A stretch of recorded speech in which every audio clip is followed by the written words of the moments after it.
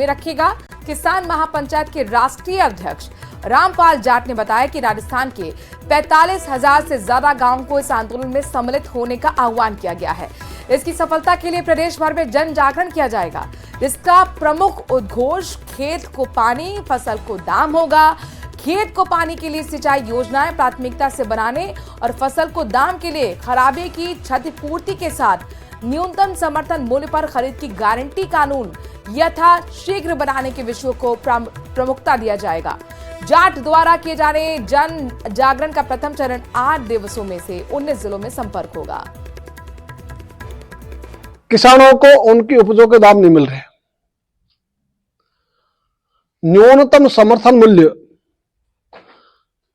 के लिए माननीय प्रधानमंत्री जी ने हमेशा बोला न्यूनतम समर्थन मूल्य था, है, रहेगा।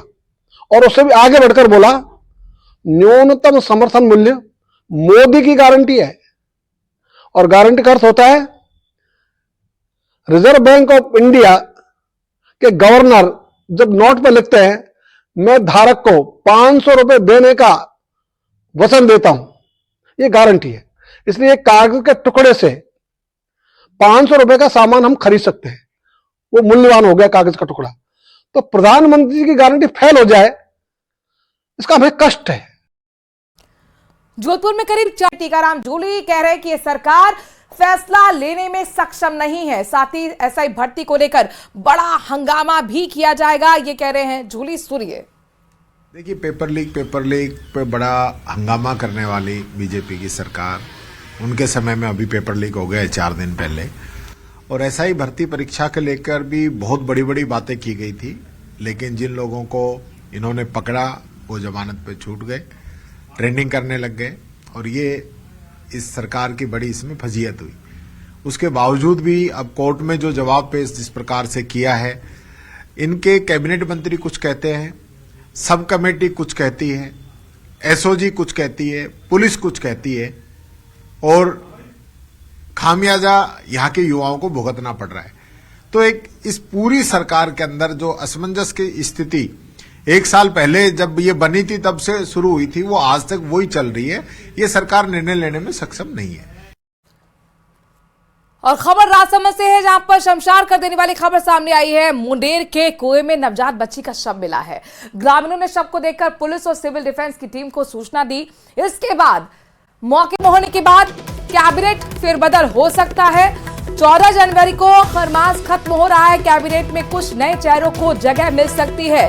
क्षेत्रीय और जातिगत समीकरण साधने की भी कोशिशें इस बाबत हो सकती है। देखिए, बहुत पहले से लगातार चर्चा हो रही थी कि कैबिनेट में विस्तार हो सकता है, और ये अटकलें एक बार फिर तेज होती हुई नजर आ रही हैं। सूत्र हमारे बता रहे हैं कि खरमास खत्म होने का इंतजार किया जा रहा है और उसी के बाद फेरबदल होगा। यानी कि आप ये मान लीजिए 14 जनवरी को चूंकि खरमास खत्म हो रहा है और उसके बाद कभी भी कैबिनेट में विस्तार होगा, कुछ नए चेहरों को जगह मिल सकती है। खासतौर पर क्षेत्रीय और जातिगत समीकरण साधने की भी कोशिश कैबिनेट फेरबदल के जरिए होगी। बड़ी खबर आपको बता रहे, इससे पहले आपने देखा था कि किस तरह से बीजेपी के प्रदेश प्रभारी है, उनकी तरफ से एक बयान आया, जिसके बाद चर्चा शुरू हो गई कि क्या नए चेहरों को जगह मिल सकती है। और वही कुछ जानकारी यहां पर मिल रही है। कैबिनेट का विस्तार जल्द ही हो सकता है। हर मास के खत्म होने के बाद कैबिनेट का विस्तार संभव है। मुख्यमंत्री भजनलाल शर्मा से जुड़ी हुई बड़ी खबर आ रही है। दिल्ली दौरे पर मुख्यमंत्री भजनलाल शर्मा हैं। इस वक्त बड़ी खबर आपको बता रहे हैं, दिल्ली एयरपोर्ट पहुंचे हैं मुख्यमंत्री भजनलाल शर्मा।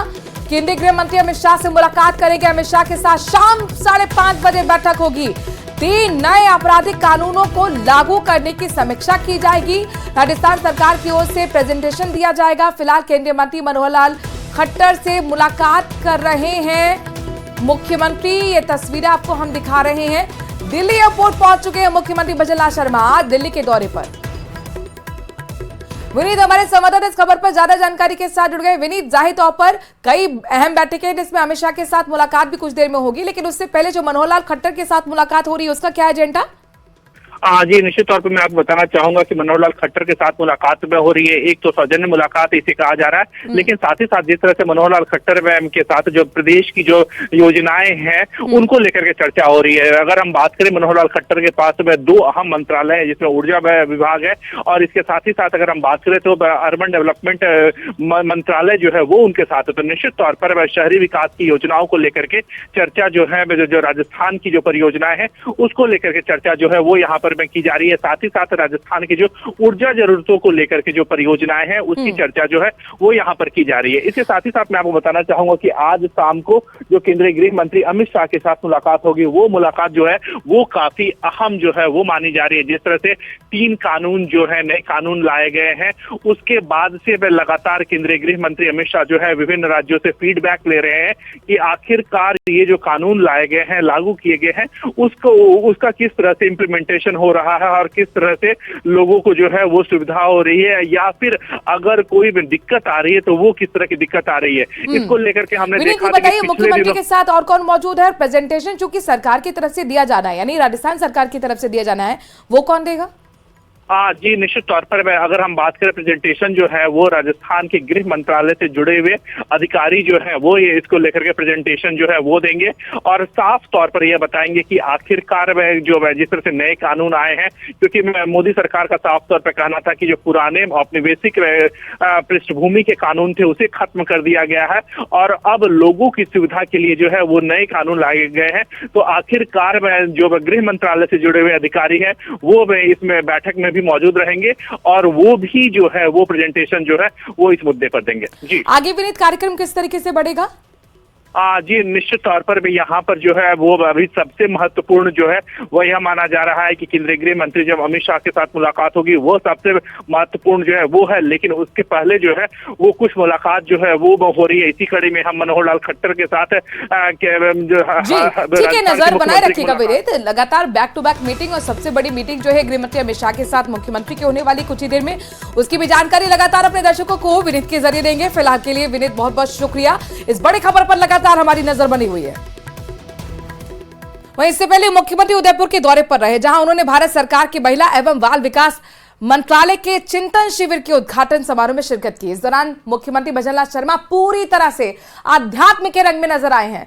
उन्होंने अपने भाषण में भी विभिन्न राज्यों से आए मंत्री और अधिकारियों को आध्यात्मिक भाषण से ही संबोधित किया। उन्होंने कहा कि कोई भी ये ना सोचे कि उनके कार्यों की कोई अनदेखी कर रहा है। जब मंदिर में पूजा करते हैं तो ईश्वर देखता है कि इसी तरह हमारे कार्यों के भी ईश्वर नजर रख रहा है और देखता है। हमारी महिला विकास में राज्य मंत्री सावित्री ठाकुर जी, माननीय सचिव अनिल मलिक जी और विभिन्न राज्यों से हमारे मंत्रीगण बहनें, हमारे भाई एवं इस कार्यक्रम में उपस्थित सभी राज्यों के हमारे अधिकारीगण, मैं आप सभी को पुनः स्वागत करता हूं, अभिनंदन करता हूं। यह चिंतन शिविर है और चिंतन शिविर ये और महत्वपूर्ण हो जाता है क्योंकि जिस महिला एवं बाल विकास मंत्रालय का यह चिंतन शिविर है। और अब बात एसआई भर्ती परीक्षा की करते हैं। एसआई भर्ती परीक्षा पर सियासत लगातार जारी है। नेता प्रतिपक्ष टीकाराम जूली ने बीजेपी पर बहुत बड़ा हमला बोला है। टीकाराम जूली ने बीजेपी पर निशाना साधा है। पूरी सरकार में असमंजस की स्थिति है, ये कह रहे हैं टीकाराम जूली। कह रहे हैं कि ये सरकार फैसला लेने में सक्षम नहीं है। साथ ही एसआई भर्ती को लेकर बड़ा हंगामा भी किया जाएगा, ये कह रहे हैं जूली। सुनिए। देखिए, पेपर लीक पे बड़ा हंगामा करने वाली बीजेपी की सरकार, उनके समय में अभी पेपर लीक हो गए 4 दिन पहले, और एसआई भर्ती परीक्षा के लेकर भी बहुत बड़ी बड़ी बातें की गई थी, लेकिन जिन लोगों को इन्होंने पकड़ा वो जमानत पे छूट गए, ट्रेंडिंग करने लग गए, और ये इस सरकार की बड़ी इसमें फजीयत हुई। उसके बावजूद भी अब कोर्ट में जो जवाब पेश जिस प्रकार से किया है, इनके कैबिनेट मंत्री कुछ कहते हैं, सब कमेटी कुछ कहती है, एसओजी कुछ कहती है, पुलिस कुछ कहती है, और खामियाजा यहाँ के युवाओं को भुगतना पड़ रहा है। तो एक इस पूरी सरकार के अंदर जो असमंजस की स्थिति 1 साल पहले जब ये बनी थी तब से शुरू हुई थी, वो आज तक वही चल रही है। ये सरकार निर्णय लेने में सक्षम नहीं है। और खबर राजसमंद से है, जहां पर शमशार कर देने वाली खबर सामने आई है। मुंडेर के कुएं में नवजात बच्ची का शव मिला है। ग्रामीणों ने शव को देखकर पुलिस और सिविल डिफेंस की टीम को सूचना दी। इसके बाद मौके पर पहुंची टीम ने शव को कुएं से बाहर निकाला। शव लगभग 3 से 4 दिन पुराना बताया जा रहा है। पुलिस ने शव को अस्पताल की मोर्चरी में रखवाया है। घटना के बाद पूरे गांव में सनसनी फैल गई, तो वहीं पुलिस नवजात की मौत के कारणों का पता लगाने में जुटी है।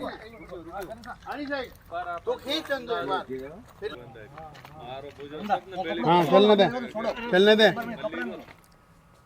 टोंक जिले के बरौनी थाना इलाके में हुई गौकशी मामले में एसआईटी का बहुत बड़ा एक्शन देखने को मिला है। बरौनी पुलिस ने 7 आरोपियों को गिरफ्तार किया है, 2 वाहन को जब्त किया है। आरोपियों से गौकशी के दौरान काम में लिए गए हथियार भी जब्त किए गए हैं। 2 जनवरी को पहाड़ी गांव में फार्म हाउस पर गौकशी की जानकारी मिलते ही गौ सेवकों ने टोंक में जाम लगाकर प्रदर्शन किया था। गौ सेवकों की प्रशासन से वार्ता के बाद निवाई सीओ मृत्युंजय मिश्रा के नेतृत्व में एसआईटी का गठन हुआ। इसके बाद आरोपियों की तलाश में टीम यूपी, एमपी और महाराष्ट्र तक पहुंच गई थी।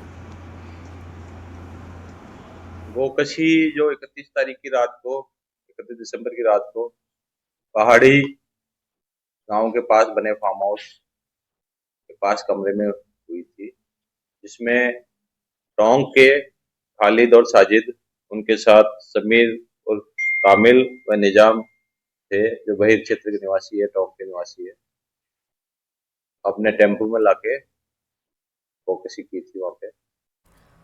और खबर बाड़मेर से है, जहां पर दलित युवक के साथ मारपीट का मामला सामने आया है। युवक के हाथ पैर बांधकर उसे पेड़ से उल्टा लटका दिया गया, जिसके बाद उसके हो सकता है 14 जनवरी को खरमास खत्म हो रहा है। कैबिनेट में कुछ नए चेहरों को जगह मिल सकती है।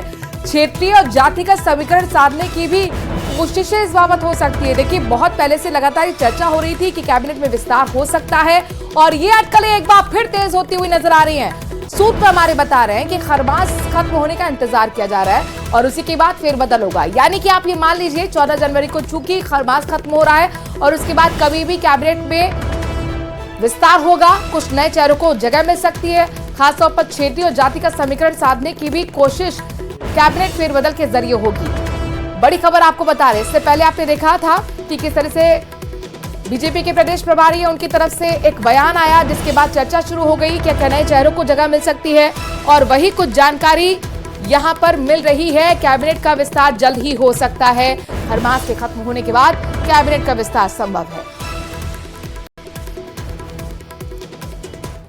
मुख्यमंत्री भजनलाल शर्मा से जुड़ी हुई बड़ी खबर आ रही है। दिल्ली दौरे पर मुख्यमंत्री भजनलाल शर्मा हैं। इस वक्त बड़ी खबर आपको बता रहे हैं, दिल्ली एयरपोर्ट पहुंचे हैं मुख्यमंत्री भजनलाल शर्मा। केंद्रीय गृह मंत्री अमित शाह से मुलाकात करेंगे। अमित शाह के साथ शाम 5:30 बजे बैठक होगी। 3 नए आपराधिक कानूनों को लागू करने की समीक्षा की जाएगी। राजस्थान सरकार की ओर से प्रेजेंटेशन दिया जाएगा। फिलहाल केंद्रीय मंत्री मनोहर लाल खट्टर से मुलाकात कर रहे हैं मुख्यमंत्री। ये तस्वीरें आपको हम दिखा रहे हैं। दिल्ली एयरपोर्ट पहुंच चुके हैं मुख्यमंत्री भजनलाल शर्मा आज दिल्ली के दौरे पर।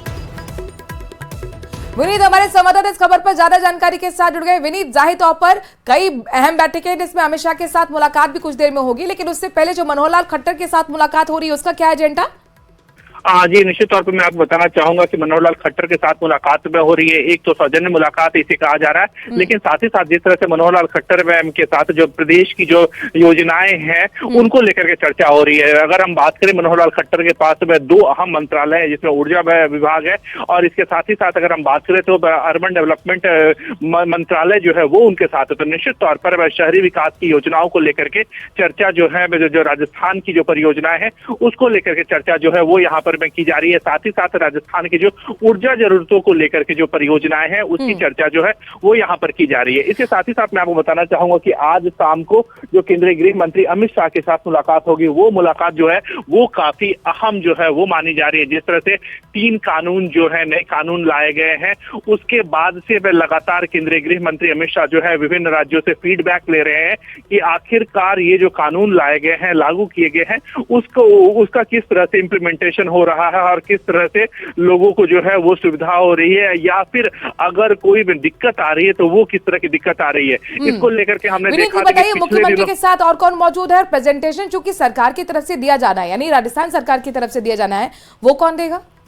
जी निश्चित तौर पर अगर हम बात करें प्रेजेंटेशन जो है वो राजस्थान के गृह मंत्रालय से जुड़े हुए अधिकारी जो है वो ये इसको लेकर के प्रेजेंटेशन जो है वो देंगे और साफ तौर पर यह बताएंगे कि आखिरकार जो जिस तरह से नए कानून आए हैं, क्योंकि मोदी सरकार का साफ तौर पर कहना था कि जो पुराने औपनिवेशिक पृष्ठभूमि के कानून थे उसे खत्म कर दिया गया है और अब लोगों की सुविधा के लिए जो है वो नए कानून लाए गए हैं। तो आखिरकार जो गृह मंत्रालय से जुड़े हुए अधिकारी हैं वो इसमें बैठक में मौजूद रहेंगे और वो भी जो है वो प्रेजेंटेशन जो है वो इस मुद्दे पर देंगे। जी आगे विनीत कार्यक्रम किस तरीके से बढ़ेगा?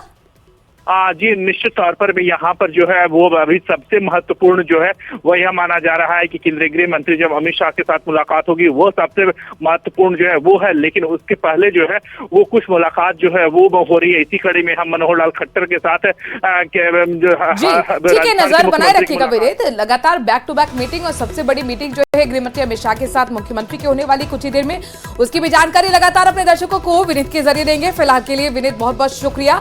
इस बड़ी खबर पर लगातार हमारी नजर बनी हुई है। वहीं इससे पहले मुख्य